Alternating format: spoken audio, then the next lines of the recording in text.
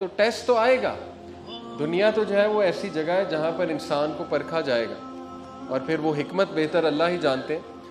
تو یہ بڑا زبردست اللہ نے سلوشن بتایا ہے کہ ٹاکسک لوگوں سے کیسے ڈیل کرنا ہے. جاہل لوگ جنہیں ہم کہتے ہیں, جاہلون کا ورڈ ہے نا, خاطبہم الجاہلون. جیسے ابو جہل کی اگر بات کی جائے تو بہت تیز زبان, جو جسے کہتے ہیں کہ تانے دینے والا اور پوائنٹ آؤٹ کرنے والا اور بڑی سخت باتیں کرنے والا, بڑے بڑے ایسی باتیں کرتا تھا جو دل پہ تیر کی طرح جا کر لگتی تھی. جیسے ابن مسعود رضی اللہ عنہ, وہ پورا ایک واقعہ ہے کہ ابن مسعود ابو بکر صدیق کے ساتھ جا رہے تھے, تو اس نے وہ گھوڑے پر آ رہا تھا گلی سے اور بڑے تکبر کے ساتھ آ رہا تھا. اس کے ہاتھ میں ایک ہنٹر تھا, وہ اس نے مارا ابن مسعود کے منہ پہ, انہیں گرایا اور کہا کہ یہ, اور ہنسنے لگ گیا اور کہا یہ دیکھو اس کی ٹانگیں دیکھو. وہ ابن مسعود ظاہر ہے وہ کپڑے دھوتی ٹائپ پہنا کرتے تھے, تو ٹانگیں پتلی پتلی تھی ابن مسعود رضی اللہ عنہ کی, باقاعدہ اس کا ذکر آتا ہے. تو کہتا ہے کہ یہ دیکھو اس کی ٹانگیں, یہ گڈریا, یہ شیفرڈ, یہ غریب آدمی, یعنی یہ ڈیگریڈڈ ذلیل آدمی, نعوذ باللہ, اس سے ڈراتا ہے ہمیں محمد کہ یہ ہے میری آرمی.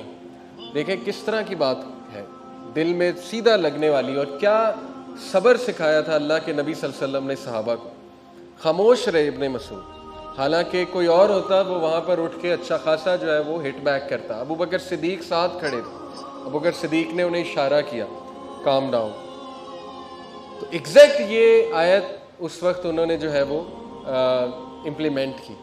اور بڑا خوبصورت واقعہ ہے کہ حضرت عمر رضی اللہ عنہ اس وقت مشرک تھے, وہ وہاں سے گزرے تھے, تو حضرت عمر نے ان کو ہاتھ دیا, ابن مسعود کو یوں ہاتھ دیا اور اٹھایا اور آگے چلے گئے. تو ابن مسعود نے کہا کہ واللہ اللہ کے نبی کی دعا تمہارے بارے میں قبول ہوگی.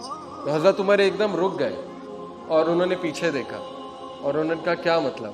تو انہوں نے کہا کہ اللہ کے نبی نے تمہارے لیے اور وہ اس کے لیے دعا کی ہے, تو تم بہتر ہو, واللہ تم دونوں رجل میں سے, دونوں مین میں سے تم بہتر ہو. کتنا خوبصورت واقعہ. تو یہ عکاسی کرتا ہے اس آیت کی یہ واقعہ کہ جب جاہلون سے تمہارا جو ہے وہ, کیونکہ جاہل آدمی آپ کو پتہ ہے جس کی زبان تیز ہے, اس کا مقابلہ کرنا بڑا مشکل ہے. امام شافعی کا غالباً کوٹ ہے کہ میں کبھی ڈیبیٹ نہیں ہارا سوائے ایک جاہل کے ساتھ, کیونکہ اس نے مجھے جہالت سے ہرا دیا, کیونکہ ظاہر ہے اس میں اس کا ایکسپیرینس زیادہ ہے.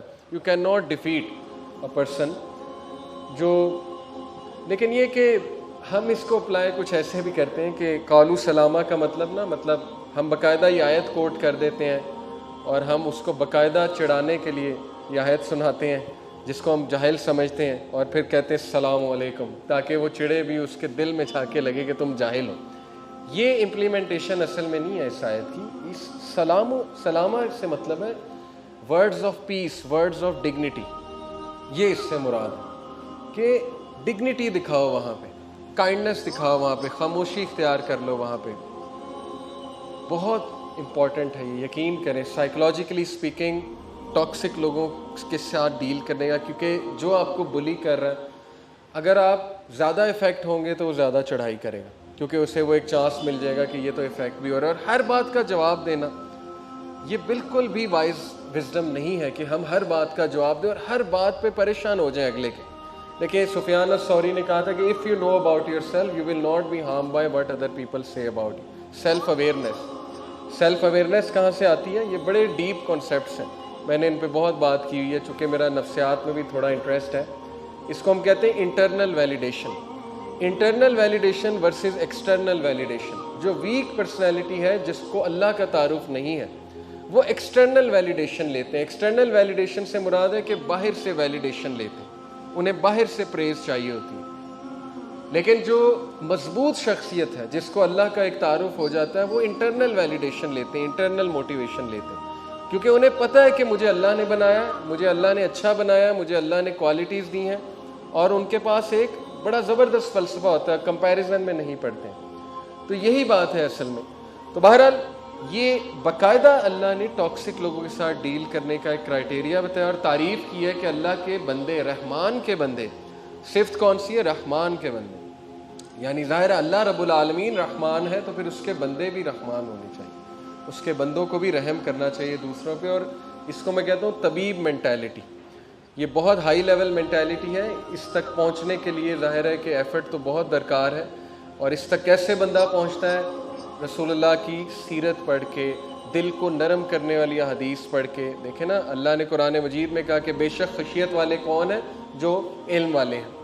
تو خشیت کا علم کے ساتھ بڑا گہرا تعلق ہے. علم سے مراد ہے اللہ کے بارے میں علم. تو کل ہی بھائی نے مجھ سے سوال پوچھا کہ خشیت کیسے آئے گی، مطلب میں کیسے تقوی والا بن جاؤں. تو یہ آیت میں نے سنائی کہ دیکھیں، آپ اسلامک لٹریچر پڑھیں، ایسا قرآن مجید کی آیات پڑھیں دل کو نرم کرنے والی. کتاب الرقاق صحیح بخاری میں ہے، صحیح مسلم میں ہے، ہارٹ سافٹننگ احادیث ہیں. رسول اللہ صلی اللہ علیہ وسلم کی سیرت پڑھیں، صحابہ کی سٹوریز پڑھیں، ان کا اخلاق کی کتنی کمی ہے انفارچونیٹلی. یہ ایک بڑا المیہ ہے ہماری قوم میں اخلاق کی بہت کمی ہے، سختی بہت زیادہ ہے. اللہ کے نبی صلی اللہ علیہ وسلم کہا گیا کہ اگر آپ نرم نہ ہوتے تو یہ آپ سے دور بھاگ جاتے، آپ کے پاس نہ بیٹھتے. تو یہ حکم دیا گیا ہے. تو اس لیے طبیب مینٹیلٹی، میں اس مینٹیلٹی کو کہتا ہوں کہ جب آپ اگلے کو اس لیول کا حسن ظن دیتے ہیں، آپ اس لیول کے سیلف اویئرنیس پہ ہوتے ہیں اپنے بارے میں، الحمدللہ آپ کو اتنا اپنے بارے میں پتہ ہوتا ہے کہ یہ بندہ جو اس وقت پرابلم کریٹ کر رہا ہے، اس کا مسئلہ چل رہا ہے بیچارے کا، بجائے کہ آپ اپنے اوپر لینے کے، بجائے کہ آپ ایک دم یہ سمجھیں کہ یہ مجھے اٹیک کر رہا ہے، آپ فوراً سے یہ خیال لاتے ہیں کہ یار اس کی زندگی میں کچھ چل رہا ہوگا.